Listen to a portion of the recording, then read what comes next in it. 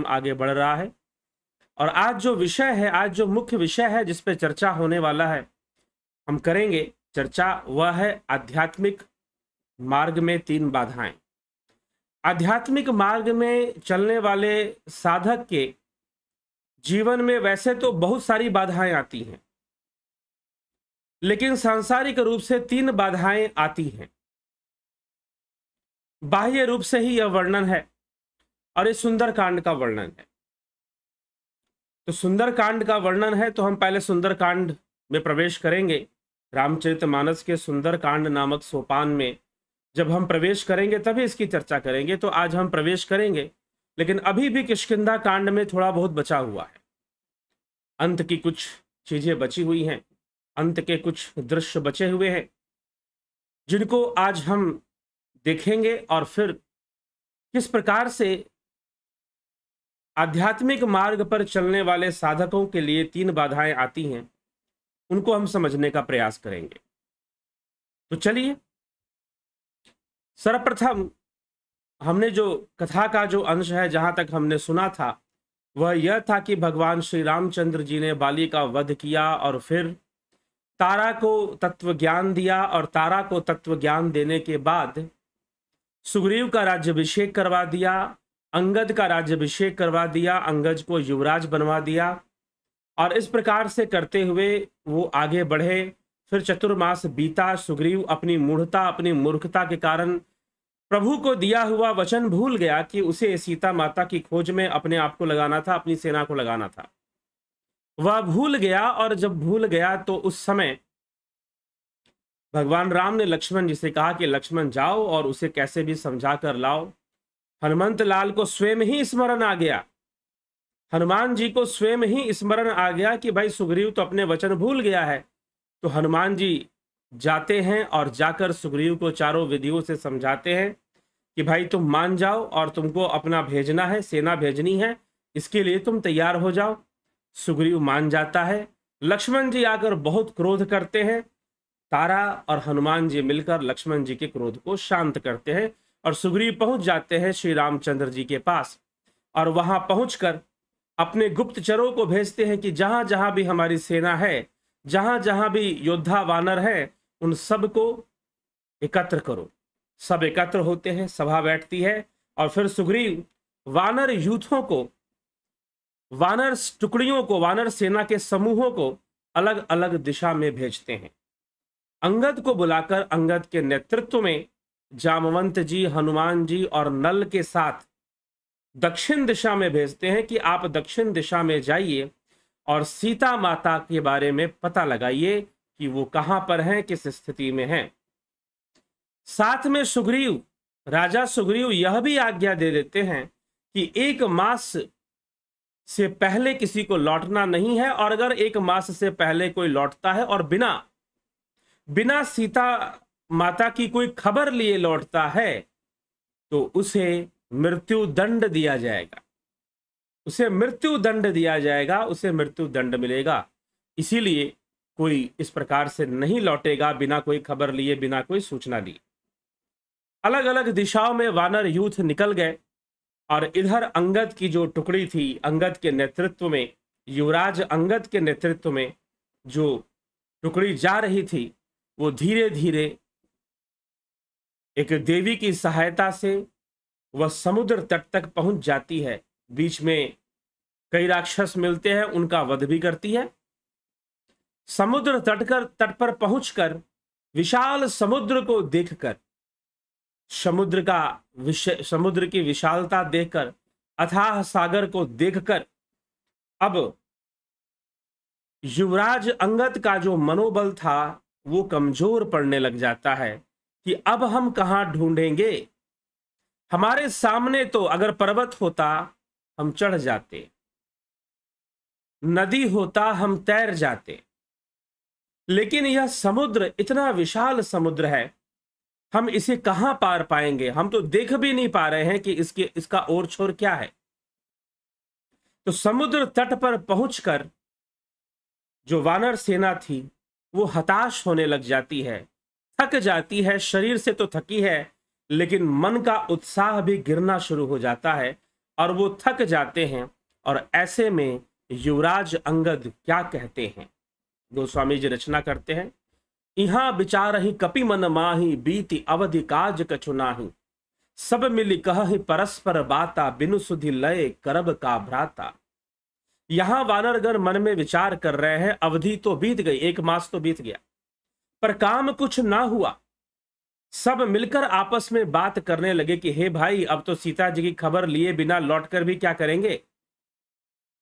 कह अंगद लोचन भरी बारी, दूह प्रकार भई मृत्यु हमारी, इहा न सुधि सीता के पाई, वहां गए मारे ही कपिराई। अंगद ने नेत्रों में जल भरकर कहा कि दोनों ही प्रकार से हमारी मृत्यु है। यहां तो सीता जी की सुध नहीं मिली, और वहां जाने पर वानर राज सुग्रीव हमें मृत्यु दंड देंगे। पिता बधे पर मारत मोही, राखा राम निहोर न ओही, पुनि पुनि अंगद कह सब पाही, मरण भयउ कछु संशय नाही। वे तो पिता के वध होने पर ही मुझे मार डालते। जी हां, राजनीति में तो यही चलता है। अगर 2 भाई शत्रु हैं तो वो राजा के पुत्रों को जीवित नहीं छोड़ते, या शत्रु पक्ष ने अगर राजा पर आक्रमण किया, शत्रु राजा ने, तो वो राजा और राजा के पुत्रों को जीवित नहीं छोड़ेगा, क्योंकि बाद में चलकर वही तो राजा का राज अधिकारी बनेगा। तो इसीलिए उसको जिंदा नहीं छोड़ते। यह राजनीति में चलता है। लेकिन यहां पर मध्यस्थता भगवान राम की थी, इसलिए अंगद यहां पर कहते, पिता बधे पर मारत मोही, राखा राम निहोर न ओही। वे तो पिता के वध होने पर ही सुग्रीव मुझे मार डालते। श्री राम जी ने ही मेरी रक्षा की और मुझे युवराज बनाया। इसमें सुग्रीव का कोई एहसान नहीं है। अंगद बार बार सबसे कह रहे हैं कि अब मरण हुआ, इसमें कुछ भी संदेह नहीं है कि हम लोग अब मरने वाले हैं, क्योंकि सुग्रीव ने तो ये घोषणा भगवान राम के सामने की थी ना, कि 1 मास होने पर यदि कोई खाली लौटा बिना कोई खबर लिए तो उनको मृत्यु दंड दिया जाएगा। अंगद बचन सुन कपि बीरा, बोली न सकहि नयन बस नीरा, नरेन बह नीरा, क्षण एक सोच मगन होई रहे, पुनि अस बचन कहत सब भय। पुनि अस बचन कहत सब भय। वानर वीर अंगद के वचन सुनते ही, अंगद जी के वचन सुनकर कोई कुछ बोल नहीं सकता था। उनके नेत्रों से जल बह रहा था, आंसू बह रहे थे। एक क्षण के लिए सब सोच में मग्न हो रहे थे। फिर सब ऐसा वचन कहने लगे, हम सीता के सुधिल बिन्ना, नहीं जहे जुबराज प्रवीन्ना, अस कही लवन सिंधु तट जाई, बैठे कपि सब दर्भ डसाई। हे सुयोग्य युवराज अंगद सुनो, हम लोग सीता जी की खोज लिए बिना नहीं लौटेंगे। ऐसा कहकर लवण सागर के तट पर जाकर सब वानर कुश बिछाकर बैठ गए। कुश के घास की चटाई बना ली और वहां बैठ गए। जामवंत अंगद दुख देखी, कहीं कथा उपदेश विशेषी, तात राम कहु नर जनि मानहु, निर्गुण ब्रह्म अजित अज जानहु। जाम्बवान ने अंगद का दुख देखकर विशेष उपदेश की कथाएं कही और कहा कि हे तात, श्री राम जी को साधारण मनुष्य मत समझो, वो तो स्वयं ब्रह्म रूप ही हैं। हम सब सेवक अति बड़ भागी, संतत सगुन ब्रह्म अनुरागी। हम सब सेवक बड़े भागी हैं कि हमने राम जी जैसे ब्रह्म रूप को जाना है और उनसे प्रीति रखी है और उनका सानिध्य प्राप्त किया है। निज इच्छा प्रभु अवतरहि, सुर मह गो द्विज लागी, सगुन उपासक संग तह रहि, मोक्ष सब त्यागी। देवता, पृथ्वी, गो और ब्राह्मण के लिए प्रभु अपनी इच्छा से अवतार लेते हैं। वहां सगुणोपासक सब प्रकार के मोक्षों को त्याग कर उनकी सेवा में साथ ही रहते हैं। यही विधि कथा कहीं बहुभाति, गिरी कंदरा सुनी संपाति, बाहिर होई देखी बहु कीसा, मोहि आहार दिन जगदीसा। इस प्रकार जाम्बवान बहुत तरह की कथा सुनाने लगे, समझाने के लिए राम जी की महिमा करने लगे, गुणगान करने लगे। इनकी बातें पर्वत की कंदरा में संपाति ने सुन ली। संपाति वहां पर बैठा हुआ था पर्वत की गुफा में, समुद्र तट पर पर्वत था, उसी की गुफा में बैठा था। बाहर निकलकर उसने बहुत से वानर देखे और मन ही मन प्रसन्न हो गया कि आज जगदीश्वर ने मोहि आहार दिन जगदीशा, मुझे आज बहुत सारा आहार मिला है। इन बानरों को मारकर मैं खा जाऊंगा और खाकर अपना पेट भरूंगा। आज सबही कहां भक्षण करऊ, दिन हबु चले आहार बिन मरऊ, कबहु न मिल भरी उदर आहारा, आज जो दिन न विधि एक ही बारा। आज इन सब को खा जाऊंगा। बहुत दिन बीत गए, भोजन के बिना मर रहा था, पेट भर भोजन भी नहीं मिलता। आज विधाता ने एक ही बार में बहुत सा भोजन दे दिया। डर पे गीध बचन सुनी काना, अब भा बरन सत्य हम जाना। कपि सब उठे गीध कह देखी, जामवंत मन सोच विशेषी। गीध के वचन कानों से सुनते ही सब डर गए। अब सचमुच ही मरना हो गया, यह हमने जान लिया है। फिर उस गीध को देखकर सब वानर उठ खड़े हुए। जाम्बवन के मन में भी विशेष चिंता पैदा हो गई। कह अंगद बिचारी मन माही, धन्य जटायु सम कोई नाही। राम काज कारंत नु त्यागी, हरिपुर गयो परम बड़ भागी। अंगद ने मन में फिर विचार कर कर स्मरण कर कर कहा, जटायु की कथा लक्ष्मण जी ने सुनाई थी। तो अंगद ने कहा, जटायु के समान कौन धन्य नहीं है। श्री राम जी के कार्य के लिए शरीर छोड़कर वह परम बड़भागी भगवान के परम धाम को चले गए हैं। सुनि खग हर्ष शोक जुतबानी, आवा निकट कपिन भय मानी। तिनहि अभय करी पुछ से पूछे सी जाई, कथा सकल तिन ताहि सुनाई। हर्ष और शोक से युक्त वाणी को सुनकर संपाति जो गिद्ध था वानरों के पास आया। वानर डर गए, उनको भय करके उसके पास जाकर जटायु के बारे में पूछा। सुनि संपाति बंधु कै करनी, रघुपति महिमा बहुविधि बरनी। भाई जटायु के करनी को सुनकर संपाति बहुत प्रसन्न हुआ और रघुनाथ जी की, श्री रामचंद्र जी की महिमा करने लगा। मोह ले जाहु सिंधु तट देहु, तिलांजलि ताही। बचन सहाई कर भी मैं पैहु खोजहु जाही। मुझे समुद्र के किनारे ले चलो, मैं जटायु को तिलांजलि दे दूं। इस सेवा के बदले मैं तुम्हारे वचन से सहायता करूंगा। जिसे तुम खोज रहे हो उसे पा जाओगे। संपाति ने ये वचन वानरों को दे दिया। अनुज क्रिया करी सागर तीरा, कही निज कथा सुनहु कपि बीरा। हम दऊ बंधु प्रथम तरुणाई, गगन गए रवि निकट उड़ाई। संपाति ने कहा कि मैं और जटायु दोनों भाई थे और एक समय हमने सूर्य की यात्रा की। सूर्य के पास हमने जाने की कोशिश की, सूर्य के नजदीक हमने जाने की कोशिश की। तेज न सही सक सो फिरी आवा, मैं अभिमान रवि निरावा। जरे पंख अति तेज अपारा, परे वो भूमि करी घोर चिकारा। जटायु तेज नहीं सह सका और लौट आया, किंतु मैं अभिमानी था इसलिए सूर्य के पास चला गया। अत्यंत अपार तेज से मेरे पंख जल गए। मैं बड़े जोर से चीख मारकर जमीन पर गिर पड़ा। मुनि एक नाम चंद्रमा ओही, लागी दया देखी करी मोही। बहु प्रकार ते ज्ञान सुनावा, देह जनित अभिमान छुड़ावा। वह चंद्रमा नाम के एक मुनि थे और चंद्रमा ने मेरी रक्षा की। उन्होंने बहुत प्रकार से मुझे ज्ञान सुनाया और त्रेता युग में साक्षात परब्रह्म मनुष्य शरीर धारण करेंगे। उनकी स्त्री को राक्षसों का राजा हर लेंगे और उसी के खोज में श्री राम जी के दूत भटकते हुए तुमसे मिलने आएंगे। उनसे मिलने पर तुम पवित्र हो जाओगे। जमी ही पंख करसी जनि चिंता, तिनहि दिखाई देह सुतै सीता। मुनि कह गिरा सत्य भई आजू, सुनी मम बचन करहूं प्रभु काजू। और तेरे पंख उग आएंगे, चिंता मत कर। उन्होंने तो सीता जी को दिखा देना। मुनि की यह वाणी मुझे वचन दिया गया था, मुझे ऐसा वरदान दिया गया था। संपाति ने कहकर सुनाया और संपाति के पंख वापस भी आ गए।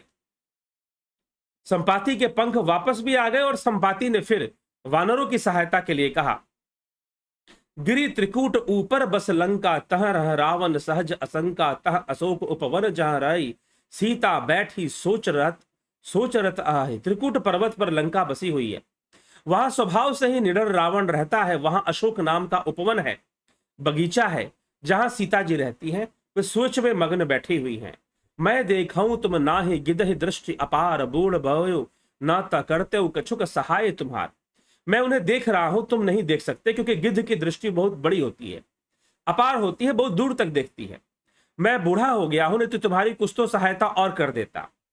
जो नाघई सत जोजन सागर, करई सो राम काजमति आगर। मोहि बिलो की धरहूं मंदिरा, राम कृपा कस भय शरीरा। जो 100 योजन समुद्र लांग सकेगा, बुद्धि निधान होगा, वही श्री राम जी का कार्य कर सकेगा। जो 100 योजन समुद्र लांघेगा। तुम में से एक वानर जरूर है जो ऐसा सामर्थ्य रखता है, लेकिन मैं उसे पहचानता नहीं हूं, इसलिए मैं बता नहीं सकता कि वो वानर कौन है। क्योंकि संपाति का परिचय हनुमान जी से नहीं था, क्योंकि हनुमान जी तो एक साधारण वानर थे। पद से वो साधारण सैनिक के रूप में थे, उनको कोई पद नहीं मिला था, सेनापति का पद या कोई मुखिया का पद या किसी तरह का कोई पद उन्हें नहीं मिला था। वो एक साधारण सैनिक के रूप में सेना में थे, इसीलिए कोई उनको जानता भी नहीं था। आज भले दुनिया जानती है, पूजा करती है, लेकिन तब संपाति नहीं जानता था कि हनुमान जी ऐसे विद्वान हैं, बुद्धिमान हैं और वीर हैं जो समुद्र लांघ सकते हैं। तो बस उतना ही संपाति को पता था कि उन वानरों में एक वानर ऐसा सामर्थ्य रखता है, क्योंकि चंद्रदेव ने, चंद्र मुनि ने उसे बताया था। पापी वो जाकर नाम सुमरहि, अति अपार भव सागर तरहि, तास दूत तुम तजिक दराई, राम हृदय धरि करहु उपाय। पापी भी जिनका नाम स्मरण करके अत्यंत पार भव सागर से तर जाते हैं, उनके दूत हो अथवा कायरता छोड़कर श्री राम जी को हृदय में धारण करके उपाय करो। इस प्रकार से काकभूषणी जी भी गरुड़ जी को सुनाते हुए कहते कि हे गरुड़ जी, इस प्रकार कहकर जब गीध चला गया, अस कही गरुड़ गीध जब गयऊ, तिनके मन अति विस्मय भयऊ, निज निज बल सब काहू भाषा, पार जाई कर संशय राखा। सबने अपना, सारे वानरों ने अपना अपना बल बताना शुरू किया कि कौन कितना कर सकता है। जरठ भयऊ अब कही रिछेसा, नहीं तन रहा प्रथम बल लेसा, जब ही त्रिविक्रम भय खरारी, तब मैं तरुण रहू बल भारी। ऋक्षाद जाम्बवन कहने लगे, मैं बूढ़ा हो गया हूं, शरीर में पहले वाले बल का लेश भी नहीं रहा। जब खर के शत्रु श्री राम जी ने वामन बने थे तब मैं जवान था, वामन अवतार जब हुआ था। अब मुझ में बड़ा बल नहीं है। बलि बांधत प्रभु बाढ़ है, सो तनु बरन न जाई। बलि के बांधते समय प्रभु इतने बड़े कि उसके शरीर का वर्णन नहीं हो सकता, किंतु मैं 2 ही घड़ी में दौड़कर 7 प्रदक्षिणाएं कर ली थी। अंगद ने कहा, मैं पार तो चला जाऊंगा। अंगद बोलते हैं, मैं पार चला जाऊंगा। अंगद कही, जाऊं मैं पारा, परंतु लौटने में मुझे संशय है। जामवंत ने कहा कि तुम सब प्रकार से योग्य, परंतु तुम सबके नेता हो, तुम्हें हम भेज नहीं सकते। तुम अगर चले जाओगे तो यहां बानरों को कौन कंट्रोल करेगा, बानरों को कौन समझाएगा, कौन यहां पर व्यवस्था बनाकर रखेगा। नहीं तो ये सब कहीं कुछ और ना अहित कर दें।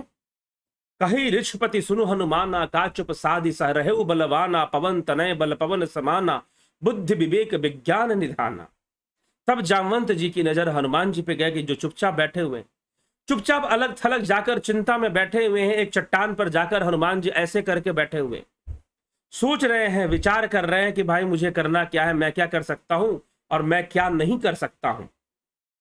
सब अपनी अपनी सामर्थ्य को बता रहे हैं, मैं ये कर सकता हूं, मैं ये कर सकता हूं, लेकिन कोई उसमें 100 योजन समुद्र लांघने का सामर्थ्य नहीं रखता। अंगद कहते हैं, मैं लांघ तो जाऊंगा, लेकिन मुझे वापस लौटकर आने में संशय है कि मैं लौट के आ पाऊंगा। तो जामवंत जी कहते कि नहीं, आप रहने दो, क्योंकि आप सेनापति हो, आपके हाथ में नेतृत्व है, आप युवराज हो, आपकी बात सब मानते हैं, आपका निर्णय बहुत महत्व रखता है, इसलिए हे अंगद आप नहीं जाओगे। हनुमान जी अपना कोई गुणगान नहीं करते, हनुमान जी अपनी कोई बात नहीं बताते कि मैं क्या कर सकता हूं और क्या नहीं कर सकता हूं। वो तो एक जगह पर चट्टान पर बैठे हुए हैं। और फिर यहां पर जामवंत जी को स्मरण आ जाते हैं बजरंग बली, और बजरंग बली जब स्मरण आते हैं तो जामवंत जी क्या कहते हैं, किस प्रकार से हनुमान जी को समझाना शुरू करते हैं। कहीं ऋषपति सुनु हनुमाना, का चुप साधि रहु बलवाना, पवन तनय बल पवन समाना, बुद्धि विवेक विज्ञान विधाना। कवन सुकाज कठिन जग माही, जो नहीं होई तात तुम पाही, राम काज लगी तब अवतारा, सुनत ही भयऊ पर्वत पकारा पर्वता तारा। वृक्षराज जामवंत जी ने कहा कि हनुमान जी आप बलवान हैं, हे बलवान सुनो, तुमने यह क्यों चुप साध रखी और किस चिंता में खोए हो। तुम पवन पुत्र के और पवन के समान तुम स्वयं ही बलवान हो, तुम बुद्धि विवेक और विज्ञान की खान हो। यहां से किष्किंधा कांड के इस चौपाई से हनुमान जी का गुणगान शुरू होता है। अब फिर सुंदर कांड में उन्हीं की कथा आती है मुख्य रूप से। कवन सुकाज कठिन जग माही, ऐसा संसार में कौन सा कार्य है जो आप नहीं कर सकते। जामवंत जी अब हनुमान जी का गुणगान शुरू करते हैं। कवन सुकाज कठिन जग माही, जो नहीं होई तात तुम पाही, राम काज लगी तब अवतारा, सुनत ही भयउ पर्वताकारा, कि आपका जन्म ही राम काज को करने के लिए हुआ है। सुनत ही भयउ पर्वतकारा, आप तो पर्वत के आकार वाले हैं, पवन के समान आपके अंदर बल है। कनक बरन तन तेज बिराजा, मानहु अपर गिरिन कर काजा, सिंह नाद करी बारही बारा, लिलहि नागहु जलन दिखारा। अब जामवंत जी उनकी शक्तियों को याद दिलवा रहे हैं कि उनका सोने सा रंग, शरीर पर तेज सुशोभित है, मानो दूसरा पर्वतों का राजा सुमेरे हो। हनुमान जी ने बार बार सिंहनाद करके कहा, मैं इस खारे समुद्र को खेल में ही लांघ जाऊंगा। खेल खेल में ही लांग जाऊंगा। अंगद ने कहा कि मैं लांग जाऊंगा, लेकिन वापस आने में मुझे संशय है। इन्होंने कहा ये मेरे लिए खेल है, मैं लांग जाऊंगा। सहित सहाय रावण ही मारा, आनहु इहां त्रिकूटी उपारा। उपारी जामवंत मैं पूछहु तो ही उचित सिखावनु, दीजहु मोहि। और सहाय को सहित रावण को मारकर त्रिकूट पर्वत को उखाड़कर यहां ले आ सकता हूं। हे जामवंत जी, मैं आपसे पूछता हूं, तुम मुझे उचित सीख देना। इतना कर तू तात तुम जाई, सितहि देखी कहु सुधि आई। तब निज भुज बल राजी, वनयना कौतुक लागे संग कपि सेना। हे तात, आप जाइए और सीता जी को देखकर लौट आइए, बस इतना ही आपको करना है। उनकी खबर ही तो हमें पहुंचानी है, बाकी अभी कुछ करने की आज्ञा नहीं है। फिर कमल नयन श्री राम जी अपने बाहुबल से राक्षसों को मारकर सीता जी को ले आएंगे। इसलिए आपका कार्य यही है कि आप जाइए और सीता जी को देखकर पता लगाकर आ जाइए किस स्थिति में है, कैसे है। कपि सेन संग संघारी, निश्चर राम सीता ही आनी है। त्रलोक पावन सुजसुर मुनि नारद दादि बखानी है। जो सुरत गावत कहत समुक्षत, परम पद नर पावई। रघुबर पद पाथो जो मधुकर दास तुलसी गावई। वानरों की सेना के साथ लेकर राक्षसों का संहार करके श्री राम जी सीता जी को ले आएंगे, इसमें तनिक भी संशय करने की जरूरत नहीं है। और इस प्रकार से यहां पर किष्किंधा कांड समाप्त हो रहा है। भवभेषज रघुनाथ जसु सुनहु जे नर अरुनारी, तिनकर सकल मनोरथ सिद्ध करहि त्रिशिरारी। जो पुरुष और स्त्री से सुनेंगे हनुमान जी के इस महिमा को, निश्चय ही वो कल्याण को प्राप्त होते हैं, उनका कल्याण होता है। और जिसके नीले कमलों के समान राम जी की महिमा करते हुए यहाँ लिखा गया है कि करोड़ों कामदेवों के समान जिनकी शोभा है, वो राम जी गुणों के अत्यंत जिनका नाम पाप रूपी पक्षियों को मारने वाला है, मारने के लिए व्याध के समान है, उन श्री राम जी के गुणों की समूह लीला को अवश्य सुनना चाहिए। इस प्रकार से किष्किंधा कांड का समापन यहाँ पर कर दिया जाता है। यहाँ पर किष्किंधा कांड समाप्त हो जाता है और प्रारंभ हो जाता है सुंदर कांड। सुंदर कांड का प्रारंभ गोस्वामी तुलसीदास जी कहते हैं और सुंदर कांड में श्री बजरंग बली की महिमा का गुणगान करते हुए वो अपनी चर्चा यहाँ पर सुंदर शुरू करते हैं। हनुमान जी को अपनी शक्ति का स्मरण हो चुका है। अब हनुमान जी उड़ने वाले हैं, हनुमान जी उड़ने वाले हैं और उड़कर लंका पहुंचने वाले हैं।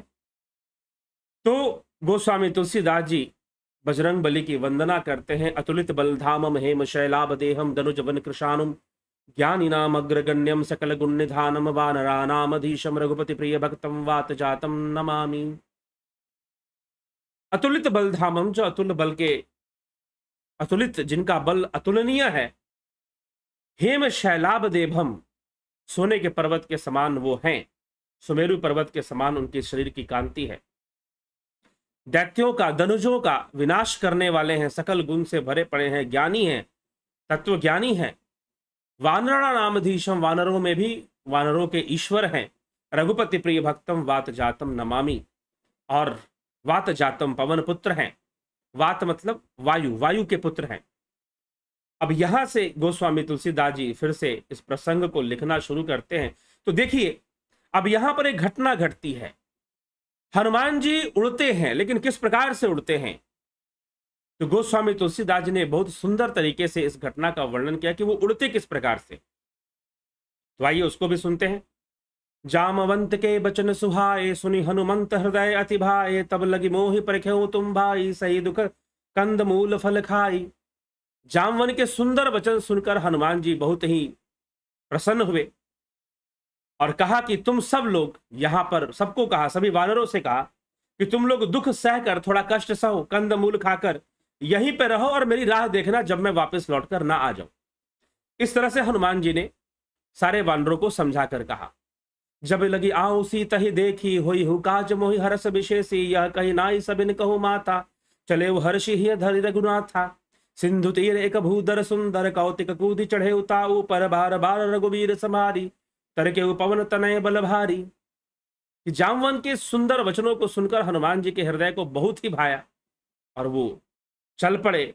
और जब चले तो क्या हुआ, श्री राम जी का स्मरण कर घोषणा करते हुए कि जब तक मैं सीता जी को जब लगे आओ सीता ही देखी, होई ही काज मोहि हर्ष विशेषी। काम अवश्य होगा क्योंकि मुझे बहुत ही हर्ष हो रहा है, मुझे बहुत प्रसन्नता मिल रही है इस कार्य को करने में। इसका मतलब ये कार्य अवश्य पूर्ण होने वाला है, इसमें जरा सा भी संशय नहीं करना है। इसलिए आप सभी यहां पर रहें, यह कहकर और सबको मस्तक नवाकर, सबको प्रणाम कर कर हनुमान जी श्री राम जी का स्मरण करके चल पड़ते हैं। सिंधु तीर एक भूधर सुंदर, सिंधु तीर एक भूधर सुंदर, कौतिक कूद चढ़े उता ऊपर, बार बार रघुवीर संभारी, तरके पवन तनय बल भारी। समुद्र के तीर पर एक सुंदर पर्वत था, उस पर वो चढ़ गए और चढ़कर उस पर कहते हैं कि जब वो उड़ने लगे तो बहुत तेजी से, जैसे कि आप देखते हैं कि रॉकेट जब उड़ता है तो धरती के ऊपर एक फोर्स लगाता है, ठीक है, अपवर्ड वो जो है नीचे की तरफ फोर्स लगाएगा तब रॉकेट उड़ेगा उछलने के लिए। तो हनुमान जी ने पर्वत पे चढ़ गए और पर्वत के ऊपर उन्होंने एक ताकत लगाया उड़ान भरने के लिए, जैसे कि सब उड़ान भरते हैं, सारी चीजें उड़ान भरने वाले जितनी चीजें वैसी उड़ान भरती हैं। लेकिन हनुमान जी पर्वत पे थे और हनुमान जी के अंदर इतना बल जागृत हुआ कि उनके बल से वह जो पर्वत था वो नीचे धंस गया।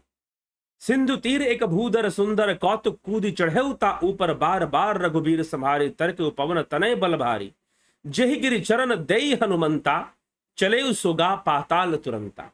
जिमि अमोघ रघुपति कर बाना, यही भांति चले हनुमान। कि जही गिरि चरण देई हनुमंता, जब अपने पैरों को उन्होंने उस पर्वत पर दिया, रखा, तो वो पाताल में चला गया। उनके बल से, उनके फोर्स से, इतना फोर्स हनुमान जी ने लगाया कि वो पर्वत पाताल में चला गया। जिमी अमोघ रघुपति कर बाना, जैसे भगवान राम के धनुष से बाण निकलते हैं, जिस गति से निकलते हैं उसी गति से श्री हनुमान जी लंका की ओर चलते हैं, समुद्र को लांघने के चलते हैं। जहि गिरिचरण देई हनुमंता, चले सुगा पाताल तुरंता। जिमी अमोघ रघुपति करीबाना, यही भांति चले हनुमान। लेकिन अभी एक यात्रा यहां पर शुरू होती है। भगवान राम के बाण की तरह वो चल तो पड़े हैं, श्री रामचंद्र जी का बाण जैसे चलता है वैसे ही वो चले हैं। अच्छी बात है, चले तो हैं, लेकिन फिर भी एक यात्रा यहां पर शुरू होती है। और हनुमान जी के, जैसे कि कोई भी व्यक्ति जब कोई कठिन यात्रा करता है, कोई ऊंचे लक्ष्य को लेकर जब कार्य करता है और जब मार्ग पे चलता है तो बाधाएं जरूर आती हैं। तो बाधाएं हनुमान जी के जीवन में भी बाधाएं आ रही हैं। हनुमान जी चलेंगे तो कोई बाधा नहीं आएगी, ऐसी तो बात नहीं है, बाधाएं तो आएंगी। और जब हम भी आध्यात्मिक मार्ग पर चलते हैं तो हमारे सामने भी इस संसार में 3 प्रकार की बाधाएं आती हैं। 3 प्रकार की बाधाएं आती हैं। बजरंग बली के सामने, हनुमान जी के सामने भी 3 प्रकार की बाधाएं आ रही हैं।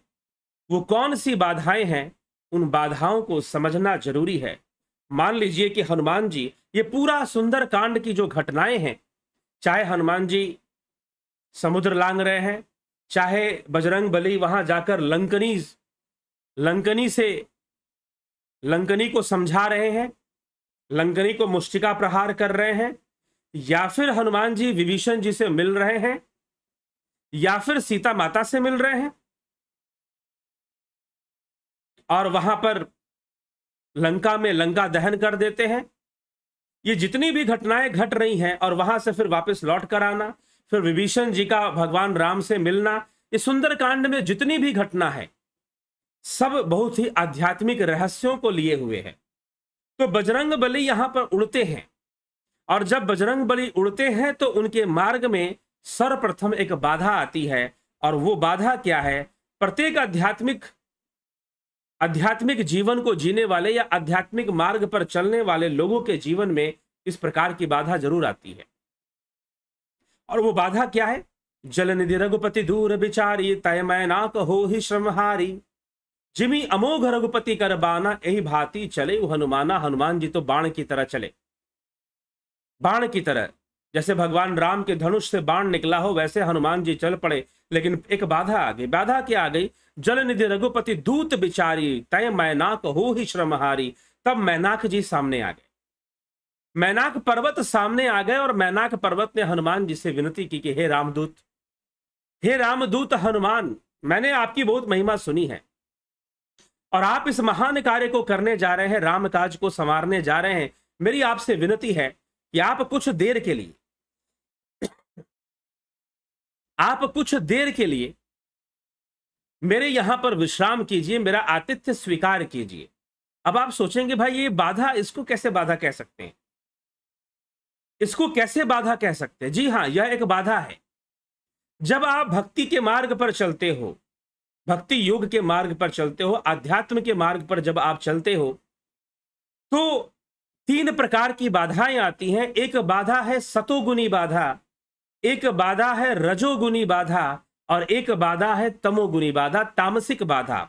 सात्विक बाधा, राजसी बाधा और तामसिक बाधा, इस प्रकार की बाधाएं होती हैं। तो जब हनुमान जी चले तो मैनाक पर्वत को बाधा कहा जा रहा है। अब आपको हो सकता है कुछ लोगों को लगे भाई इसको हम बाधा कैसे मानेंगे, वो तो आतिथ्य। जी हां, जब आप अध्यात्म के मार्ग पर चलते हैं, जब आप आध्यात्म के मार्ग पर चलते हैं, भक्ति के मार्ग पर चलते हैं, तो आपके मन में कहीं ना कहीं एक बाधा उत्पन्न होती है, और वो है सात्विक बाधा। जब आप अध्यात्म के मार्ग पर चलेंगे तो 4 लोग आपकी प्रशंसा करेंगे,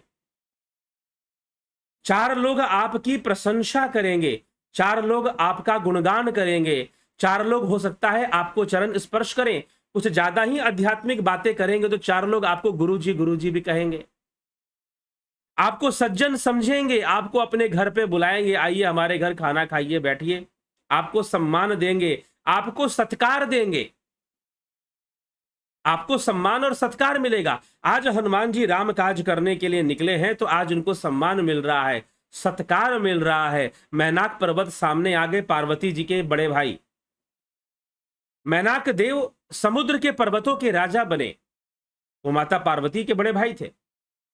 तो मैनाक वहां पर पहुंचे और हनुमान जी से कहा कि मेरा आतिथ्य स्वीकार कीजिए, थोड़ा देर विश्राम कर लीजिए, थोड़ा देर विश्राम कर लीजिए, तो आपको मान सम्मान दिया जाएगा, आपको अतिथि बनाकर बुलाया जाएगा, आपको अच्छा अच्छा भोजन कराया जाएगा। यदि आप आध्यात्मिक मार्ग पर चलेंगे, और साथ ही साथ कई बार साधक के अंदर यह भावना हो जाती है मैं तो अच्छा काम करता हूं, मैं तो आध्यात्म के मार्ग पर चलता हूं, तो मुझे सम्मान मिलना चाहिए, लोग मेरा सम्मान करें, लोग मेरा सत्कार करें, ऐसी भावना भी उसके अंदर होती है, सात्विक इच्छा। इसीलिए मैं कहता हूं कि सात्विक गुण, सात्विक अहंकार ने द्रौपदी का चीरहरण करवाया। तो सतोगुण भी एक बाधा है। यह भी सत्य है कि सतोगुण ज्ञान का कारक होता है, इसीलिए ज्ञान का कारक होता है, इसीलिए सतोगुण हमें अध्यात्म मार्ग में सहायक बनता है, लेकिन है फिर भी अंततः वो बाधा ही सिद्ध होता है। इसलिए तीनों गुणों से ऊपर उठना होता है, और यहां पर यह सात्विक बाधा है। जब आप आध्यात्म के मार्ग पर चलेंगे, जब आप सेवा के मार्ग पर चलेंगे, हनुमान जी सेवा के मार्ग पे हैं, तो 4 लोग आपको सम्मान देंगे, 4 लोग आपको अवार्ड देंगे, सम्मान देंगे, और सम्मानित कर कर कहीं ना कहीं वो आपको बांधने की कोशिश करेंगे, कहीं ना कहीं वो बंधन देने की कोशिश करेंगे। लेकिन हनुमान जी सतर्क हैं, बुद्धिजीवी हैं, बुद्धिमान हैं। इस समय उनको कोई भाई राम काज निकला हूं तो लोग सम्मान दे रहे हैं, लोग मुझे रेस्पेक्ट दे रहे हैं, लोग मेरा सम्मान कर रहे हैं, तो क्या मैं इनका सम्मान में ही अटक जाऊं, मैं वहीं पर अटक जाऊं? जी नहीं, सात्विक बाधा को, इस सात्विक बाधा को लांग लेते। नहीं तो कई बार मनुष्य क्या है, आज देखिए, आज हमारे समाज में बहुत सारे धार्मिक गुरु हैं, एक्सेप्टेंस के भूखे, फॉलोवर के भूखे हैं, बहुत सारी संस्थाएं हैं, वो अपना सिद्धांत, अपने विचार भी बदल देंगी फॉलोअर्स के लिए। उनका दमखम भी यही है कि हमारे एक, यहीं पर कभी चर्चा में करता था तो किसी संस्था ने, अपनी संस्था का नाम लेकर एक भाई साहब ने कमेंट किया कि हमारे तो दुनिया भर में 800 सेंटर्स हैं, 800 सेंटर्स हैं। उससे क्या हो गया? आपकी बात वायरल हो गई, लेकिन वो बात सत्य है ऐसा तो प्रमाणित नहीं होता। सत्य है उसके लिए तो आपको आना पड़ेगा, सामने बैठकर बातचीत करना पड़ेगा। अगर किसी बात को हजारों लोग, लाखों लोग, करोड़ों लोग फॉलो करते हैं तो वो सत्य हो ऐसा जरूरी नहीं है, वो सही हो वो जरूरी नहीं है। अगर किसी कहीं यूट्यूब चैनल पर अगर करोड़ों मिलियंस में फॉलोअर है तो इसका मतलब ये नहीं कि वो ज्ञान बांट रहा है, हो सकता है बकवास बांट रहा हो, क्योंकि लोग कई बार बकवास सुनना भी पसंद करते हैं। ठीक है, तो इस तरह से हमें समझने की, इस विषय में हमें समझने की आवश्यकता है। तो कई बार जब हम अध्यात्म के मार्ग पर चलते हैं तो हमारे अंदर एक वासना आ जाती है, उसे कहते हैं लोक वासना। इसलिए आदि गुरु शंकराचार्य ने विवेक चूड़ामणि में वासनाओं के बारे में बताते हुए कहा है 3 प्रकार की वासनाएं होती हैं। एक होती है देह वासना, एक होती है लोक वासना और एक होती है शास्त्र वासना।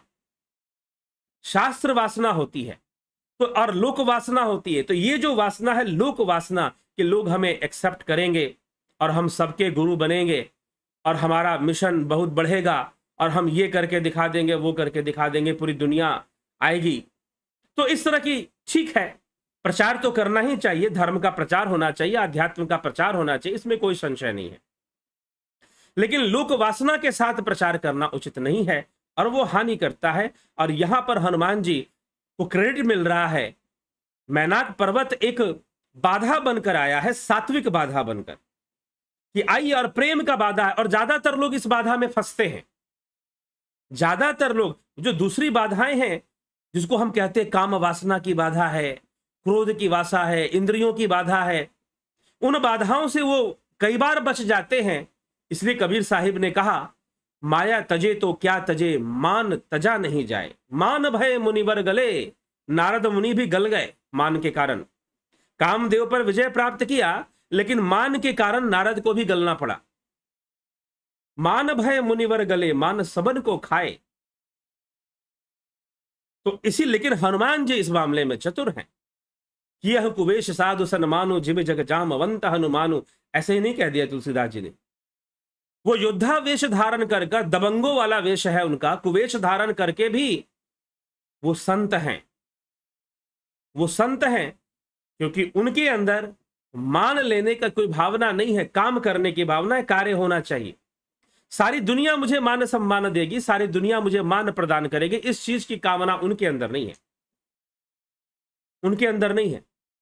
तो हनुमान जी, यहां पर हनुमान जी के सामने मैनाक पर्वत एक बाधा बनकर आ जाते हैं और बाधा बनने के कारण वो उनको उत्तर क्या देते, इस बाधा को वो पार करते। तीनों बाधाएं, पहली बाधा सात्विक, दूसरी राजसिक और तीसरी तामसिक। किस प्रकार से, सुनिए। तो पहली बाधा, सात्विक बाधा को हनुमान जी ने पार किया और क्या बोला, हनुमान ते ही परसा कर पुण्य किन्न प्रणाम, राम काज किन्हे बिनु मोहि कहां विश्राम। हनुमान जी ने उसे हाथ से छू दिया और फिर प्रणाम करके कहा कि हे मैनाक भाई, श्री रामचंद्र जी का काम किए बिना मुझे विश्राम कहां है, मुझे विश्राम नहीं है, इसीलिए मैं विश्राम करने के मिजाज में नहीं हूं अभी, और मैं आगे बढ़ूंगा, मैं चलता हूं। और हनुमान जी वहां से चल दिए। और मैनाक पर्वत तो कहा कि प्रतीक्षा करो, जब राम काज हो जाएगा तो तुम्हारे यहां विश्राम करूंगा, ऐसे नहीं करूंगा। जात पवन सुत देव न देखा, जाने कहूं बल बुद्धि विशेषा, सुरसा नाम अहिन कई माता, पाठ इन्हीं आई कहीं तही बाता। अभी दूसरी बाधा आ गई। अभी दूसरी बाधा क्या है, जात पवन सुत देव न देखा। देवताओं ने देखा कि पवन सुत जा तो रहे हैं, लेकिन ये काम आसान नहीं है। उड़कर, शायद पहले तो उड़कर पार करना ही आसान नहीं था, उड़कर समुद्र लांघना ही सरल नहीं था, लेकिन अब वो समुद्र लांघ रहे हैं, वो सामर्थ्य रखते हैं और खेल खेल में लांघ जाएंगे। देवताओं ने देख लिया, लेकिन जो बुद्धि बल चाहिए, जो विवेक चाहिए, ये इनके पास है कि नहीं है। तो देवताओं ने दूसरी बाधा भेज दी। और दूसरी बाधा कौन सी थी, तो गोस्वामी जी लिखते हैं कि जात पवन सुत देव न देखा। देवताओं ने जब पवन सुत को जाते हुए देखा, जाने कहूं बल बुद्धि विशेषा, सुरसा नाम अहिन कई माता, पट इन्हीं आही कही तही बाता। देवताओं ने पवन पुत्र हनुमान जी को जाते हुए देखा और उनके विशेष बल बुद्धि को जानने के लिए, परीक्षा लेने के लिए उन्होंने सुरसा नामक सर्पों की माता को भेज दिया। उसने आकर हनुमान जी से यह बात कही, आज सुरन मोहि दिन आहारा, सुनत बचन कह पवन कुमारा, राम काज करी फिरी मैं आवऊं, सीता कई सुधि प्रभु सुनावऊं। तो सुरसा ने कहा, सुरसा राक्षसी वेश धारण करके नागों की जो कन्या थी, वो हनुमान जी के मार्ग में आ गई, वो बजरंग बली के मार्ग में आ गई। और जब बजरंग बली के मार्ग में आ गई और उसने कहा कि आज सुरन मोहि दिन आहारा, कि आज देवताओं ने मुझे सुंदर आहार दे दिया है, आज तो पेट भर जाएगा इस बानर को खाकर। बहुत विशाल बानर है, समुद्र लांघ रहा है। और जिस मार्ग से हनुमान जी जा रहे थे, उस मार्ग में सुरसा ने इतना बड़ा मुख निकालकर हनुमान जी का जो साइज था उससे कम से कम 10 गुना बड़ा मुख निकालकर सुरसा सामने खड़ी हो गई। अब हनुमान जी को मार्ग नहीं मिल रहा है, क्या करें? हनुमान जी ने कहा कि देख माता, बजरंग बली ने कहा कि देख माता, मुझे प्रभु का कार्य करना है, लंका जाना है, सीता माता की मुझे खोज करनी है, पता लगाना है और फिर वापस आना है। मैं वापस आ जाऊंगा तो मुझे अपना आहार बना लेना, मैं अपना कार्य पूरा कर दूंगा, सूचना दे दूंगा जाकर भगवान को कि ऐसी ऐसी चीजें मैंने देखी हैं, उसके बाद तू मुझे खा लेना। तुझे अगर तू मुझे अपना आहार मानती है और तुझे भूख लगा है, तू भूखी है, मुझे आहार बनने से कोई आपत्ति नहीं है, परंतु मैं जो हूं जा रहा हूं। ऐसा उत्तर हनुमान जी ने सुरसा को दिया। अब आगे क्या होता है? आगे क्या होता है कि मैं राम काज करके आऊंगा, फिर तो मैं आ जाऊंगा, फिर तुझे सुना दूंगा और तू मुझे खा लेना। तब तो बदन पैठियों आई, सत्य कहूं मोहि जान दे माई, कवन हूं जतन दे नहीं जाना, ग्रसई न मोहू कहेऊ हनुमाना। तब मैं आकर तुम्हारे मुंह में अपने आप घुस जाऊंगा, तुम मुझे खा लेना। हे माता, मैं सत्य कहता हूं, अभी मुझे जाने दो। जब किसी भी उपाय से उसने जाने नहीं दिया, तब हनुमान जी ने कहा तो फिर मुझे खा न ले। जो जन भरी तही बदन पसारा, कभी तनु किन्हो दुगुन विस्तारा, सोरह जोजन मुख तही ठयऊ, तुरंत पवन सुत 32 भयऊ। उसने योजन भर मुंह फैला लिया। तब हनुमान जी ने अपने शरीर को दुगुना 2 योजन का कर लिया। उसने 16 योजन का मुंह फैलाया तो हनुमान जी ने अपने शरीर को 32 योजन कर लिया। जस जस सुरसा बदन बढ़ावा, तासु दून कपे रूप दिखावा। अब तब हनुमान जी ने सुरसा को क्या किया? सुरसा को क्या किया कि जितना सुरसा अपना मुंह बढ़ाती, हनुमान जी उसके दुगने हो जाते। अब खाए कैसे? हनुमान जी इतना विशाल रूप धारण कर लेते कि सुरसा का मुख से भी दुगना हो जाते। जस जस सुरसा बदन बढ़ावा, तासी दून कपे रूप दिखावा, सत जो जन तही आनन किन्हा, अति लघु रूप पवन सुत लिन्ना। और जैसे जैसे सुरसा का मुख विस्तार बढ़ाती गई, हनुमान जी उसके दुगने रूप दिखलाते गए और सुरसा ने 100 योजन का मुंह निकाल लिया, 100 योजन मुख का विस्तार कर लिया। और तब हनुमान जी ने लघु रूप धारण कर लिया, तब हनुमान जी ने बहुत छोटा रूप धारण कर लिया। बदन पई ठिपुनी बाहिर आवा, मागा बिदा तही सिरु नावा, मोहि सुरंजहि लागे पठावा, बुद्धि बल मरमु तोर मैं पावा। उसके मुख में घुसकर हनुमान जी बाहर निकल गए, और जब बाहर निकल गए, छोटे हो गए, एकदम लघु रूप धारण कर लिया। उसके मुख में 100 योजन का इतना बड़ा मुख था उसका। हनुमान जी उसमें प्रवेश कर गए और बाहर निकल गए, और बाहर निकलकर वापस आ गए। और तब सुरसा ने कहा कि तुम्हारी बल बुद्धि का परीक्षा लेने के लिए देवताओं ने मुझे भेजा था। और सुरसा ने आशीर्वाद दिया हनुमान जी को कि जाओ अपने कार्य को पूरा करो, राम काज सब करे हो तुम बल बुद्धि निधान, आशीष देई गई सो हर्ष चले हनुमान। और हनुमान जी प्रसन्न होकर चले गए। अब एक बात यहां पर विचार कीजिए, क्या समझ में आया इस प्रसंग से? सुरसा ने बल बुद्धि की परीक्षा ली। बल बुद्धि की परीक्षा ली किस प्रकार से लीजिए? सुरसा जो है वो मुख बाकर ऐसे मुख खोलकर खड़ी हो गई। अब हनुमान जी ने देखा कि 1 योजन का इसका मुख है, 1 योजन का इसका मुख है, तो बजरंग बली 2 योजन के हो गए। पहले तो रास्ता मांगा, प्रेम से मांगा कि माता मुझे जाने दे, मैं चला जाऊंगा, भगवान राम का कार्य कर लूंगा, सीता माता का पता लगा लूंगा, राम जी को सूचना दे दूंगा और मैं वापस आ जाऊंगा, तो मुझे खा लेना। एक तो ये तर्क दिया। दूसरी बात, सुरसा ने मना कर दिया कि नहीं मुझे अभी खाना है, मैं तुझे अभी खाऊंगी। तो हनुमान जी ने कहा कि ठीक है फिर ले देख। तो फिर हनुमान जी ने क्या किया? वो 1 योजन का उसका मुख था, हनुमान जी 2 योजन हो गए। सुरसा ने अपना मुख 16 योजन बढ़ाया, हनुमान जी 32। हनुमान जी 32। अब सुरसा जैसे जैसे अपना मुख का आकार बढ़ाती, उसके दुगने हनुमान जी हो जाते। हनुमान जी अपने रूप को विकराल, हनुमान जी सिद्ध योगी थे, विभूति पाद पढ़िए तो हनुमान जी सिद्ध योगी, और सिद्ध योगियों के अंदर ये शक्तियां होती हैं, अष्ट सिद्धि होती है। तो हनुमान जी ने अपना रूप विस्तार कर लिया। अब यहां पर क्या हो गया? यहां पर क्या हो गया? यहां पर बुद्धि और बल की परीक्षा कैसे हो गई? ध्यान से समझिएगा, यह एक बाधा है, और आध्यात्मिक मार्ग पर चलने वाले को इस बाधा से निपटना बड़ा कठिन होता है। क्यों कठिन होता है? कि यह बहुत भयंकर बाधा है। ये क्या बाधा है कि सुरसा जो थी, जब 1 योजन की थी, हनुमान जी 2 हो गए। सुरसा 16 तो हनुमान जी 32, सुरसा 40 तो हनुमान जी 80, दुगने होते जा रहे हैं हनुमान जी। ये जैसे दुगनी, ये दुगनी होती है तो हनुमान जी उसके दुगने, फिर ये उसकी दुगनी तो हनुमान जी उसके दुगने अपने रूप का विस्तार कर लेते। ठीक है, ये क्या है? ये रजोगुनी बाधा है, रजोगुनी बाधा है। और फिर हनुमान जी छोटा रूप धारण कर लिए, लघु रूप होकर मुख में घुसे, प्रवेश करके बाहर निकल के। तो जरा विचार कीजिए, इसमें बल बुद्धि की परीक्षा कैसे हुई, इसमें विवेक की परीक्षा कैसे हो गई, किस प्रकार से हो गई? वो तो मुख में चले गए, और सुरसा चाहती तो अब तो छोटे हो गए, वो मुंह बंद कर लेती, और मुख बंद कर लेती तो हनुमान जी अंदर रह जाते, बाहर निकल नहीं पाते, भोजन बन जाते। लेकिन फिर भी सुरसा कहती है, हनुमान जी लघु रूप हो चुके हैं, सुरसा के खाने के लिए पर्याप्त हैं, वो सुरसा उन्हें निगल सकती है, खा सकती है। लेकिन फिर भी सुरसा कहती है कि आप पास हो गए, क्योंकि सुरसा परीक्षा लेने गई थी। और किस चीज की परीक्षा लेने गई थी? कि हनुमान जी के पास विवेक है कि नहीं है, कितना विवेक है, कितनी बल बुद्धि है। क्योंकि भक्ति के मार्ग में, अध्यात्म के मार्ग में कंपटीशन नहीं चलता, प्रतिस्पर्धा नहीं चलती।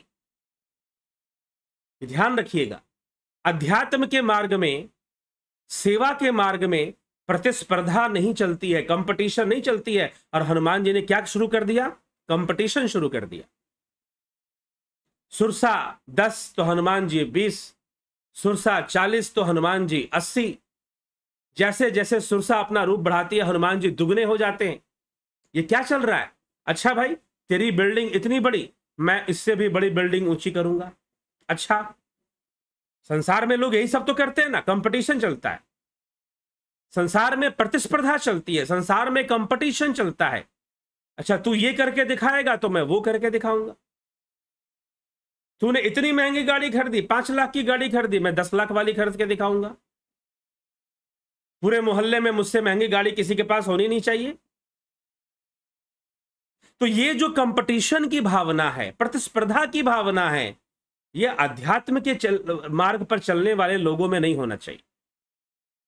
ये नहीं होना चाहिए। अगर वो इन सब बातों में उलझते हैं, कंपटीशन में उलझ जाएंगे, तो पीछे रह जाएंगे, फिर आगे बढ़ना मुश्किल होगा और अध्यात्म समझना मुश्किल होगा। अध्यात्म बहुत सूक्ष्म है। तो यहां पर एक प्रतिस्पर्धा शुरू होती है, कंपटीशन शुरू होता है सुरसा और हनुमान जी के बीच में। सुरसा 10 योजन तो हनुमान जी 20 योजन, सुरसा 30 योजन तो हनुमान जी 60 योजन, सुरसा 40 तो Hanuman ji 80। Double double double Hanuman ji होए जा रहे हैं। अब हनुमान जी ने देखा ये तो मानेगी नहीं, ये तो मुंह बड़ा किए जा रही है, और मैं और बड़ा हो जाता हूं, ये और बड़ा हो जाती है, मैं और बड़ा हो जाता हूं, ऐसे तो मेरा समय खराब हो रहा है। इसलिए हनुमान जी ने कहा कि मैया तू ही बड़ी रह, मैं छोटा हो जाता हूं। हनुमान जी छोटा बनना जानते हैं, उनकी विशेषता है कि वो अपने आप को छोटा बनाना जानते हैं। जहां दुष्ट मिल गए तो वहां विकराल बन जाएंगे, और जहां विभीषण मिल गए वहां छोटे भी बन जाएंगे। विभीषण जी जब कुछ बातें कहते तो हनुमान जी अपनी बातें करना शुरू कर देते हैं और कहते कि नहीं, मैं तो तुमसे भी गया गुजरा हूं। अपने आप को गया गुजरा कहने में हनुमान जी को तनिक भी संकोच नहीं होता। अपने आप को छोटा करने में हनुमान जी को तनिक भी संकोच नहीं होता। यह उनकी विशेषता है। और अध्यात्म के मार्ग पर जो अपने आप को बहुत बड़ा ही घोषित करना चाहता है, वो फंस जाएगा। जहां कंपटीशन आ गया, जहां प्रतिस्पर्धा आ गई, हाँ, जहां आवश्यक है, जहां मिथ्या का खंडन करना है, जहां झूठ पाखंड का खंडन करना है, वहां तो करना ही चाहिए अध्यात्म की शक्ति से। परंतु यह प्रतिस्पर्धा का मार्ग नहीं है, यह कंपटीशन का मार्ग नहीं है। यहां तो वो व्यक्ति सबसे आगे पहुंचता है जो दूसरों को आगे करने में सहयोगी साबित होता है। ये कोई रेस नहीं है, अध्यात्म का मार्ग कोई रेस नहीं है, यह रेस लगाने की चीज नहीं है। जो दूसरों को हाथ पकड़कर आगे करना जानता है, जो दूसरों के लिए सहयोगी साबित होता है, वही अध्यात्म के मार्ग की ऊंचाइयां छूता है। कंपटीशन करने वाले, प्रतिस्पर्धा करने वाले, अगर वो सांसारिक प्रतिस्पर्धा में लग गए, मेरी संस्था बड़ी तो तुम्हारी संस्था बड़ी, तो मैं तो ये तो मैं वो, जो इस प्रकार के उसमें लग गए। जैसे कि एक बार मैंने सुना, अब अचानक बोलते मुझे याद आ गया, एक घटना मेरे जीवन की। मैं एक जगह पर गया था, कहीं पर कोई गोष्ठी थी, कुछ लोग बैठे हुए थे और वहां पर कुछ चर्चा चल रही थी, कोई भागवत कथा होने वाली थी, तो कोई मीटिंग वीटिंग चल रही थी, भाई भागवत कथा करनी है, लाखों रुपए इसमें खर्च होने हैं, तो फिर इसको हम कैसे करेंगे। तो वहां पर कुछ लोग बैठे थे जिनको दान दक्षिणा वो लोग देने वाले थे, अच्छे साहूकार सेठ जी लोग थे, तो वो लोग भी वहां बैठे हुए थे और उनसे दान वान लेना था, तो बुलाया गया था उनको भी, आप लोग भी आइए। अब वहां पे चर्चा चल पड़ी, चर्चा चढ़ते चढ़ते जितनी भी मीटिंग में लोग बैठे थे सबने क्या कहना, एक सेठ जी खड़े हो गए, अरे मैंने 4 लाख रुपए खर्च कर दिए, पिछले साल मैंने भागवत करवाई थी। अब ये सुनने की देर थी कि दूसरे सेठ जी खड़े हो गए, बस 4 लाख, मैं 25 लाख खर्च कर चुका हूं अब तक भागवत के ऊपर, 25 लाख खर्च कर चुका हूं, और इतनी बड़ी भागवत, तुमने छोटी मोटी भागवत कराई होगी, मैंने तो इतनी बड़ी भागवत करवाई, आस्था चैनल पे भी आ रहा था। अब उसने में भाई तीसरे सेठ जी, उनको सहन नहीं हुआ, अरे तुमने 10 कथाओं में 25 लाख खर्चा किए होंगे, मैंने एक कथा में 50 लाख खर्चा कर चुका हूं, मैं मंदिर बनवा चुका कृष्ण जी के कितने, मैंने ये करवा दिया, मैंने वो करवा दिया, प्रजापति दक्ष की तरह, रावण की तरह, मैंने ये कर दिया, मैंने वो कर दिया, मैं ऐसा कर दूंगा, मैं ब्रह्मचारी, मैं परम ब्रह्मचारी मैं ही हूं, और बहुत तरह की बातें। तो यहां पर एक कंपटीशन आ गया। हनुमान जी ने देखा कि भाई ये तो प्रतिस्पर्धा दे रही है मुझे, खा भी नहीं रही है और कंपटीशन दे रही है मुझे, मेरा टाइम खराब कर रही है, मेरा टाइम वेस्ट कर रही है। हनुमान जी समझ गए सुरसा की चाल को। हनुमान जी ने कहा कि मैया तू ही बड़ी हो जा, 100 योजन नहीं तू 1000 योजन की हो जा, मैं छोटा हो जाता हूं, और हनुमान जी लघु रूप हो गए। यह है राजसी बाधा। जब रजोगुण बढ़ता है तो कंपटीशन की भावना बढ़ती है, जब रजोगुण बढ़ता है तो आदमी के अंदर इच्छा होती है कि मैं ये करके दिखा दूं, मैं वो करके दिखा दूं, मैं दुनिया जीत के दिखा दूं, सारे दुनिया को अपना फॉलोअर बना लूं मैं, और सारी दुनिया में जीत लूं। कोई कैसे जीतने में लगा, कोई कैसे जीतने में लगा, कोई षड्यंत्र चला रहा है जीतने के लिए। तो कभी सिकंदर के मन में आ गया कि मैं दुनिया, ये रजोगुण है, ये रजोगुण के अंदर आदमी के अंदर इच्छा होती है मैं ये कर दूं, वो कर दूं, ऐसा करके दिखा दूं, वैसा करके दिखा दूं। इस तरह की भावना रजोगुण के अंदर कारण आती है। तो रजोगुनी बाधा है, ये राजसी बाधा है जो हनुमान जी के सामने आ गई है, और अध्यात्म मार्गियों के सामने, ब्रह्म मार्गियों के सामने भी आती है बाधा, रजोगुनी बाधा है ये। अब हनुमान जी इस बाधा को पार कर चुके, छोटा बनना चाहते, ठीक भैया तुमसे उलझना नहीं है हमको, तुमसे कोई कंपटीशन मुझे नहीं करना है, तुम बड़े रहो मैं छोटा रहूंगा, ठीक है, इट्स ओके। हनुमान जी ने छोटे हुए और निकल पड़े, भाई तुम मैं ही छोटा रहता हूं। और सुरसा ने कहा कि ये तो मैं परीक्षा लेने आई थी, देवताओं की प्रेरणा से आपके अंदर बुद्धि है, आप विवेकी वही व्यक्ति है ना जहां छोटा होना हो वहां छोटा होना जाने, वो ये नहीं कि हर जगह बड़ा ही होना सीखता रहे, ठीक है, तो छोटा होना उसको आना चाहिए। तो बजरंग बली इस प्रकार से छोटा होना जानते हैं और वो छोटा होकर आगे बढ़ जाते हैं, और आगे जब बढ़ते तो तीसरी बाधा आती है, और वो तीसरी बाधा है, कौन सी है तीसरी बाधा, जो तामसी बाधा है, तमस रूपी बाधा है। निश्चर एक सिंधु मह रही करी माया नभु के खग गहई, जीव जंतु जे गगन उड़ाही जल बिलो के तिनके परिछाही। समुद्र में एक राक्षसी रहती थी, वो माया करके आकाश में उड़ते हुए पक्षियों को पकड़ लेती थी, उनकी परछाई देखकर वो उनको खींच लिया करती थी। गही छाह सक सो न उड़ाई, एह विधि सदा गगन चर खाई, सोई छल हनुमान कह किन्हा, तासु कपटु कपि तुरत ही चन्ना। हनुमान जी ने उसे देखते ही पहचान लिए कि ये दुष्ट है। ताहि मारी मारुत सुत बीरा, बार दीपार गयो मत धीरा, तहां जाई देखी बन शोभा, गुंजत चंचरीक मधुलोभा। पवन पुत्र धीर बुद्धि हनुमान जी उसको मारकर समुद्र पार कर गए। अब ये सिंहसी, क्षमा करें, यह जो मायावी राक्षसी है, यह जो राक्षसी है, यह राक्षसी क्या करती है कि ये निशिचरी जो है ये परछाई देखकर पकड़ लेती है। अब ये परछाई देखकर पकड़ने वाले कुछ लोग ऐसे होते हैं जिनका तमस जो है अंदर में छुपा होता है, वो तामसी प्रवृत्ति के होते हैं, और किसी का सुख, किसी की उन्नति, किसी का विकास उन्हें देखा नहीं जाता। ईर्ष्यालु होते हैं, वो ईर्ष्या उनके अंदर भरी होती है, और कभी भी इस अध्यात्म के मार्ग पर जो ईर्ष्या रखेगा और सांसारिक उपलब्धियों से किसी की आध्यात्मिक उपलब्धि गिनेगा तो वो कभी भी पार नहीं पाएगा, क्योंकि आध्यात्मिक संपन्न और सिद्धि संपन्न बहुत सारे योगी ऋषि मुनि हमारे देश में हुए, इस संसार में हुए, वो गुप्त रूप से हुए, लोग उन्हें शायद जान भी नहीं पाए, ऐसे ऐसे योगी भी हुए, सिद्ध योगी हुए। लेकिन जो ईर्ष्यालु व्यक्ति है वो दूसरों के प्रभाव को देखकर, दूसरे के धन संपदा को देखकर, उसकी पदोन्नति को देखकर या उसके विकास को देखकर ईर्ष्या करते, उसकी डेवलपमेंट को देखकर। तो सिंहसी को बिल्कुल पसंद नहीं कि उसके ऊपर से कोई उड़ के जाए। उस निश्चरी को, राक्षसी को बिल्कुल पसंद नहीं कि उसके ऊपर से कोई उड़ के जाए, नहीं, बर्दाश्त नहीं होता उसको, मेरे ऊपर से उड़ के जाएगा, नो। तो टांग खींचकर किसी को नीचे करना जानती है, यहां तक कि उसे किसी की परछाई भी पसंद नहीं है। तो वो क्या करती है, तुरंत उसकी परछाई के माध्यम से उसको पकड़ लेती है और पकड़कर उसे खा जाती है। हनुमान जी ने कहा कि ये बहुत टाइम वेस्ट करेगी। तो जो भक्ति मार्ग पर, अध्यात्म के मार्ग पर जो लोग चलने वाले साधक हैं, वो अपने मन में कभी भी ईर्ष्या द्वेष की भावना नहीं रखते। बिना ईर्ष्या किए ही वो अपने कार्य करते हैं। जैसे भगवान राम बिना ईर्ष्या और बिना द्वेष के ही रावण का वध करने पहुंचे हैं।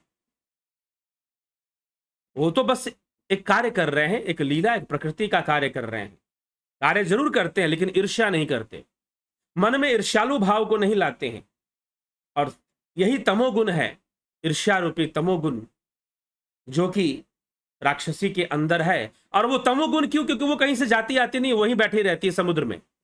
और जो वहां से गुजरेगा, देख ली, अच्छा मुझे क्रॉस कर रहा है। होते हैं ना कई लोग आपके ऑफिस में, आपके परिवार में, आपके मोहल्ले में, आपके फ्रेंड सर्कल में, मुझे क्रॉस कर रहा है, मुझसे आगे बढ़ रहा है। कुछ ना कुछ खेल खेलते हैं, आपकी टांग खींचेंगे। हो सकता है कि आपके ऑफिस में ऐसे लोग हो, आपकी टांग खींचेंगे और चाहेंगे कि इसका प्रमोशन ना हो, इसकी पदोन्नति ना हो। तो अपने टैलेंट से, अपने प्रतिभा से ऐसे लोगों को जवाब दे देना चाहिए, सचेत रहना चाहिए। और हनुमान जी बिल्कुल सचेत है ना, तेरे को, तुझे मैं पनपने नहीं दूंगा। और हनुमान जी ने देखते ही उसका वध कर दिया, जरा सा भी नहीं समय दिया। तो ये तामसी बाधा है। इस बाधा से भी अध्यात्म के मार्ग पर चलने वाले साधकों को अपनी रक्षा करनी चाहिए। ठीक है, तो ये सुंदर कांड का की महिमा प्रताप है। और इस तरह से लांग जाते हैं हनुमान जी समुद्र को, लंका में जाकर वहां बहुत सुंदर वन को देखते हैं, एक पर्वत शिखा पर चढ़कर लंका को देखते हैं। लंका बहुत सुंदर नगरी प्रतीत हो रही है। और फिर वो लंका में प्रवेश की योजना बनाते हैं। तो कैसे सुंदरकांड की कथा आगे बढ़ती है। सुंदरकांड सुंदर है और एक से एक सुंदर घटनाएं हैं इसमें। और हनुमान जी के सौंदर्य का वर्णन है। यही हनुमान जी का सौंदर्य वर्णन ही तो है ना ये सब, कि उन्होंने विश्राम भी नहीं किया। रजोगुनी बाधा आ गई, उसे भी पार कर गए। तमोगुनी बाधा आ गई, उसे भी पार कर गए। सतोगुनी बाधा आई, उसे भी पार कर गए। तीनों बाधाओं को वो पार कर गए। मान सम्मान से कोई मतलब नहीं, किसी से कोई प्रतिस्पर्धा नहीं, लेकिन राम काज करना है। सारी शक्ति का प्रयोग सिर्फ राम काज के लिए, और किसी व्यर्थ के काम में, दुनिया को दिखावेबाजी के काम में या कंपटीशन के काम में वो कुछ नहीं करना चाहते। उनको ये भी शौक नहीं कि कोई मेरी पूजा करे। आज दुनिया भले पूजा करती है, दक्षिण भारत हो, चाहे दक्षिणी क्षेत्र हो, चाहे उत्तरी क्षेत्र हो, हर जगह बजरंग बली के मंदिर मिलते हैं और उनकी पूजा होती है। लेकिन हमारे देवता हैं, वो भारत भूमि के देवता हैं। लेकिन फिर भी जब हनुमान जी थे तो उनके कर्म ऐसे थे कि उनका कर्म एक आदर्श बनता है, निष्काम कर्म योगी का आदर्श। निष्काम कर्म योगी का आदर्श जो भगवान कृष्ण ने अर्जुन को समझाया, हनुमान जी के अंदर वो चरितार्थ होता है। निष्काम कर्म योग हनुमान जी के अंदर वो चरितार्थ होता है। तो बजरंग बली समुद्र पार कर जाते हैं और लंका में प्रवेश की योजना बनाते हैं। तो क्या घटनाएं घटती हैं कल सुनते हैं। रामचरितमानस पर चलता आगे बढ़ते हुए कार्यक्रम में हम सुंदरकांड की चर्चा को बढ़ाएंगे और उसे सुनेंगे। तो अभी आगे बढ़ते हैं और आपके कमेंट्स को पढ़ लेते हैं। संत कुमार भाटी जी, सोमू, बलवंत सिंह गोहिल, कृष्णलाल बहादुर सिंह जी, राम निवास मीना, उषा श्रीवास्तव, राकेश मराठे, सविता नायक, बीकू कुचाड़िया जी, रमेश पेशवानी, अवनी प्रधान, गोविंद प्रसाद नीमा, जगत नारायण जी, राजू पाल जी, कन्हाई कुमार जी, ज्योति दत्ता जी, विमला शाह, शिवम भट्ट। बाकी तो कमेंट्स नहीं आए हुए। चलिए, बाकी लोगों ने लगता है आज कमेंट नहीं किया, फिर कुछ लगता है सेटिंग में, लगता है चैट की सेटिंग में कुछ और चीजें हो गई हैं। चैट की सेटिंग में कुछ हुआ होगा जिसके कारण से शायद बाकी लोगों का कमेंट नहीं आया। कोई बात नहीं, आप कमेंट जो है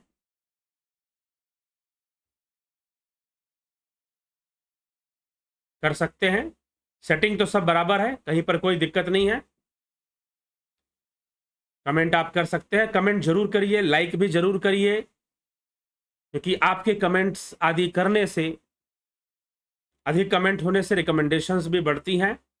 यदि आप चाहते हैं कि इस तरह की देशना, इस तरह का ये व्याख्यान लोगों तक पहुंचे, तो जरूर लाइक कमेंट शेयर किया कीजिए, सब्सक्राइब किया कीजिए। तो इसी के साथ मैं विराम दूंगा। और ध्यान योग का कोर्स 14 अप्रैल से ध्यान योग का कोर्स प्रारंभ होगा। आप लाभ उठाना चाहते हैं, इस नंबर पे संपर्क करेंगे। यदि आप लाभ उठाना चाहते हैं तो इस नंबर पे आप संपर्क करेंगे। व्हाट्सएप मैसेज कर दीजिए या टेलीग्राम मैसेज कर दीजिए और जानकारी ले लीजिए कि आपको कोई ध्यान योग का कोर्स करना है या नहीं करना है। यदि करना है तो जरूर आप जानकारी लेकर कोर्स ज्वाइन कीजिए और लाभ उठाइए। और कई लोग इसका लाभ उठा रहे हैं, कई लोग लाभ उठा रहे हैं, देश विदेश से लाभ उठा रहे हैं। आप भी लाभ उठाइए इसका। बहुत जल्द हम अंग्रेजी चैनल, अंग्रेजी भाषा में, इंग्लिश लैंग्वेज में हम चैनल शुरू करने वाले हैं। और आपको इंग्लिश में भी वीडियोस, कई लोग कहते हैं कि हमें यह सब जानकारी इंग्लिश में भी मिलनी चाहिए। एक एनआरआई भाई ने कहा कि अगर आप इंग्लिश में भी थोड़ा देंगे तो जो हम तो चलो हम एनआरआई हैं, भारत के ही रहने वाले हैं, यद्यपि वो कभी भारत की ओर कभी आ नहीं पाए, उनका जन्म भी इस तरह से विदेश में हुआ और वहीं रहे, वहीं पढ़े लिखे। कहा कि फिर भी मेरे माता पिता हिंदी जानते थे, मुझे उन्होंने देवनागरी सिखा दी, हिंदी सिखा दी। लेकिन अगर इंग्लिश में भी होगा तो शायद हम वो सब वीडियोस, जो लोग विदेशी मूल के हैं, भारतीय मूल के नहीं है, विदेशी मूल के हैं, उनको भी हम भेज पाएंगे और वो थोड़ा वो भी समझ पाएंगे। तो जल्द ही वैसा भी प्रयास में लगा हुए हैं और इसी महीने एक इंग्लिश चैनल भी शुरू कर दिया जाएगा, ऐसा पूरा प्रयास है। तो चलिए, आप भी जुड़े रहें, बने रहें और आगे बढ़ते रहें, साथ में चलते रहें, मिलकर कमेंट भी करें, शेयर भी करें, लाइक भी करें, सब्सक्राइब भी करें। और यदि आपको लगता है कि चैनल में दी जाने वाली जानकारी बहुत सही है और लोगों को जानना चाहिए तो निश्चय ही किया करें। तो चलिए, इसी के साथ विराम लेंगे और आप इस नंबर पर आप व्हाट्सअप करेंगे, जो मैंने अभी मैसेज किया है, इस नंबर पर आप व्हाट्सअप कर आप जानकारी ले सकते हैं कि ध्यान योग का कोर्स और प्राकृतिक चिकित्सा 14 तारीख से प्राकृतिक चिकित्सा का भी कोर्स शुरू होगा। आप उसे भी ज्वाइन कर सकते हैं, उसका भी बहुत बहुत लाभ उठा सकते हैं। अभी वीडियो आगे आएगी, कुछ जो उसके महत्व के बारे में बताते हुए भी हम वीडियो लाएंगे ध्यान योग का और इस तरह से। तो जरूर आप इसको करिए और इसका पूरा पूरा लाभ उठाइए। तो बहुत बहुत आभार आप सभी का।